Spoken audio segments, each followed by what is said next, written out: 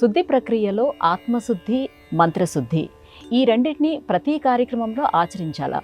భగవంతుడికి సంబంధించినటువంటి ఏ కార్యక్రమం చేసినా కూడా మనకి శాస్త్రంలో, ధర్మశాస్త్రంలో చెప్పిన మాట ఏంటంటే, పవిత్రమైనటువంటి మనస్సుతో, పవిత్రమైన శరీరంతో, పవిత్రమైనటువంటి ఆలోచనతో భగవంతుడికి సంబంధించిన ఆరాధన చేస్తే విశేషమైన ఫలితం వస్తుంది. ఉదాహరణకి పొద్దున్నే పాలవాడు వచ్చాడు, పాలు పోయించుకోవాలి. మనం వెంటనే ఏం చేస్తాం, ఏదో నిన్న గూట్లో కనపడ్డ గిన్నె తీసుకొచ్చి పాలు పోసుకుంటే మధ్యాహ్నానికి పాలు చెడిపోతాయి. అంటే పాత్ర శుద్ధి.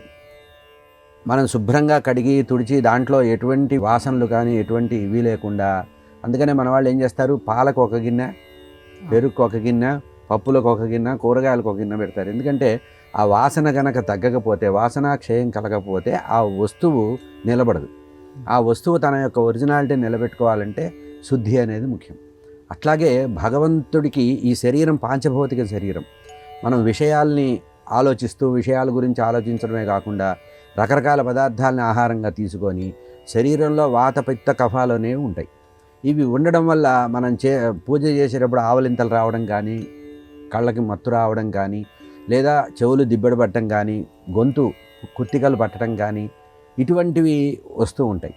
అప్పుడు మనం చేసేటువంటి ఆరాధనలో ఇబ్బంది అవుతుంది. కనుక మొట్టమొదటిగా శాస్త్రం ఏం చెప్పిందంటే, ఆచమనం చేయడం కూడా దానికోసమే.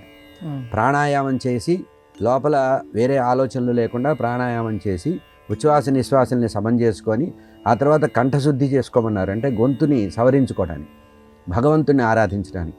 ఆ తర్వాత చిత్తము ఏకాగ్రం కలగడానికి సంకల్పం చెప్పి శుద్ధిగా భగవంతుడి ఆరాధన చేయాలన్నారు. కనుక వాచక శుద్ధి అంటే పవిత్రమైన మాట రావడం, అంటే చదవబోయేది మంత్రమో స్తోత్రమో ఏదో ఒకటి చేస్తాం కనుక అవి ఫలించడానికి సంబంధించినంత వరకు భగవంతుడికి ఆరాధన చేసే ముందు ఈ రకమైన శుద్ధ ప్రక్రియ చేయమన్నారు.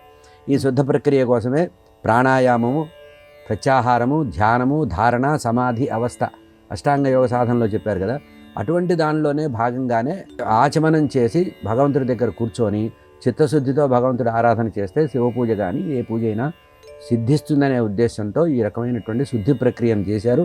ఈ ప్రక్రియ చెయ్యనిది భగవంతుడి ఆరాధన చేస్తే అంత విశేషం కాదు.